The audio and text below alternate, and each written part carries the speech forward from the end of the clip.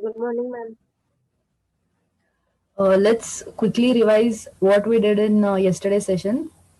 In the last session, we have understood about the structure of an HTML document. And in HTML, we are basically going to call each of the unit that we write as a tag or as an element. And these tags or elements begin with a left angular bracket, you specify the tag name, and close with right angular bracket. Now, most of the tags come in pairs. They have an opening tag and a closing tag, and very few of them are just singular. So let us once again have a look at the structure of the HTML document here. So this is the start of the HTML document, and this is end of the HTML document. So you can see that the starting tag is starting with the left angular bracket. You write the tag name as HTML in between, and then close it with right angular brackets. And to close this, the closing pair of this particular HTML tag will have a slash. So inside the HTML document, we have two main parts, that is the head portion and the body portion. So inside the head portion, we write the title for the document. So title tag again comes with an opening title tag and a closing title tag. Then in the body tag, we have just seen how do we write a statement, or how do we just write a simple line without any tags but still get to see the output on the browser. So let's move ahead with the next part. After understanding this syntax, now there is the next part is called as attributes. First we have seen is the element or the tag. Then what are these attributes? Attributes are going to add some special meaning or an alternative meaning for the tag. Okay, so these are going to basically help us to just enhancing the content that we write in the HTML body part. We are able to add some special meaning to that particular text or image or any content that we have written in the body tag. So for that, we need to make use of attributes along with the tags. So attributes are used to specify alternative meanings of a tag and can appear between opening tag's name and its right angular bracket. So as you can see here, the opening tag name. So this is a P here. P is called as a tag here. That is a paragraph tag. The small case p is used for a paragraph tag. We will see more examples on the p tag in the upcoming sessions. So for now, we can understand that p is a tag which is written in the opening bracket, that is the left angular bracket. And this is the closing tag of that particular p tag. So inside this only you are supposed to write this particular attribute name. So what is the syntax for that? So the attribute name is followed by an equal sign and the attribute's value. So first have a look at the syntax here. This is the tag name. Okay. What is the tag name here? The tag name is P. Then we are supposed to specify the attribute name after the tag name. So the attribute name here is style. Style is an attribute name for the P tag. Then you write the equal to symbol. Then after the equal to symbol, within the double quotes, we are supposed to write the attribute value. Like here, for the P tag and for the attribute name here is style. For that, the value given is color : red. So you have to be specific about the syntax, that you write equal to here, and when you write the attribute value, for that you make use of colon. So what is the meaning of this particular tag here? It means that whatever is written inside the P tag. So what is written here inside the P tag? This particular sentence. For this, I want the style, the font color to be applied as red. So this is what attributes help us to do. They help us to provide special meanings or alternative meanings for a particular tag. So you should remember that we are always supposed to write the tags in lowercase, and you should not forget to mention the double quotes. Let us go to the notepad and have a demo of this. So you can the tags that we study in HTML, you can have any number of attributes, okay, separated by commas. So for now, before we actually start with programming, just to understand, so here only we will write a P tag. So what is the syntax? First of all, you have to write the tag name. The tag name is P. Then after this, what do we write? We need to specify the attribute name here. So what is the attribute name that we specified there? We had style. Then you need to specify the equal to symbol, and in double quotes we are supposed to write the attribute value here. So the attribute value here is color, and then you specify its value as red. Now you have to understand that this keyword color, it is a keyword. This is not user defined. So these style, that is the attribute values and their attribute names, are predefined. Only this thing you are allowed to change here. So we are going to close this.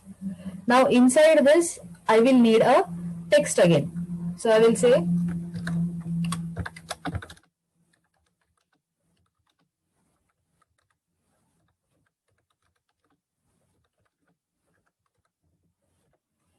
and then I need to again close the p tag.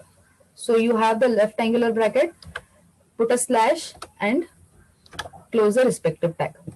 Now you need to save this. So we have, this is just written without any tag, but here you can see this particular sentence is written inside the p tag.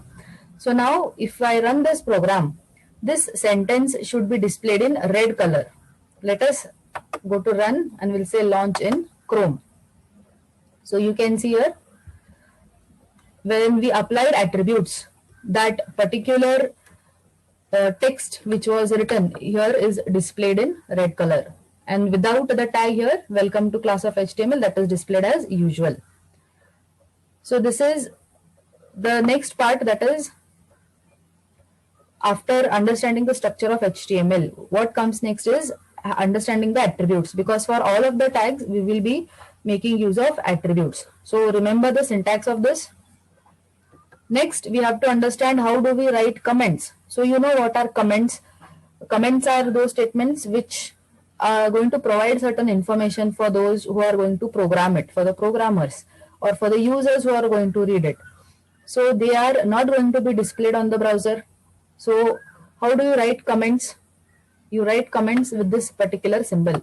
You have to have the left angular bracket, exclamation mark, put two hyphens, and again this is the closing of the comments. So let us quickly check it out on the notepad. So let me comment this particular welcome to the class of HTML. So I need to have left angular bracket, exclamation mark here, put two hyphens. See, the moment I put hyphen, the text color has changed to green.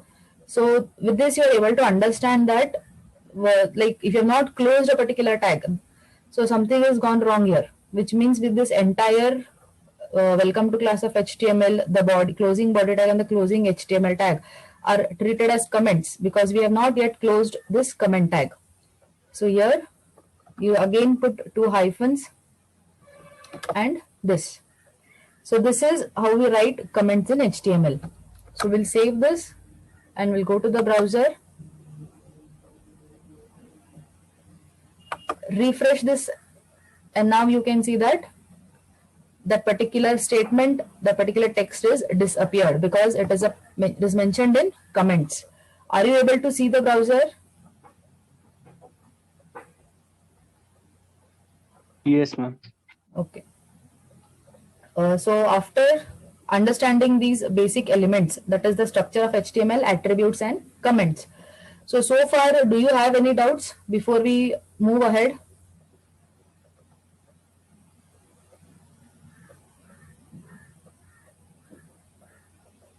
Are the tags understood? How do you open a tag? How do you close a tag? Yes, ma'am. Now let's move ahead with understanding what comes in the head section of the HTML document and what comes in the body section of the HTML document. So basically when we talk about an HTML document or an HTML page, we are using it for the website page or a website development. So head part will never have the content of the document, will never have the main content or the main textual or the main images or the videos if your website contains. So that is not going to be present in the head section. The head section is basically going to contain just the information about your document or the information about a particular web page, just a single web page, not the entire website.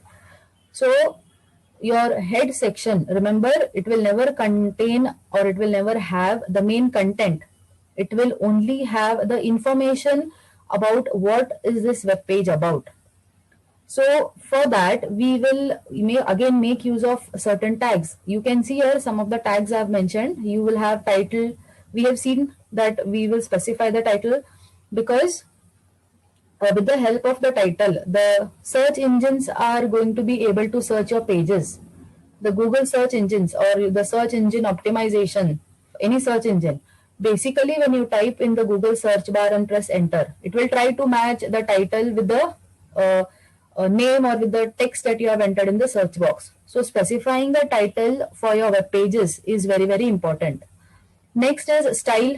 So style we will see when we come, we move ahead with CSS. Meta tag we will see now. Link again we will see when we come to CSS. Script we are going to understand when we come to JavaScript. And the base tag we will not make use here because we are not developing any website. But base tags are usually used to give any base URL. So we will try to understand the first four. So let us move to the next one, that is the meta tag. Okay. Now here, the text that you can see in red is the meta tag. You have various meta tags. Okay, we will go one by one now. Have a look at the first one. Meta char set is equal to UTF-8. So I told you yesterday what is UTF-8. It is a unicoding scheme, that is basically all you will make use of any symbols, any text, any numbers, special characters. So various symbols that exist globally on all kinds of keyboards, that all these symbols are contained inside this unicoding scheme, that is UTF-8.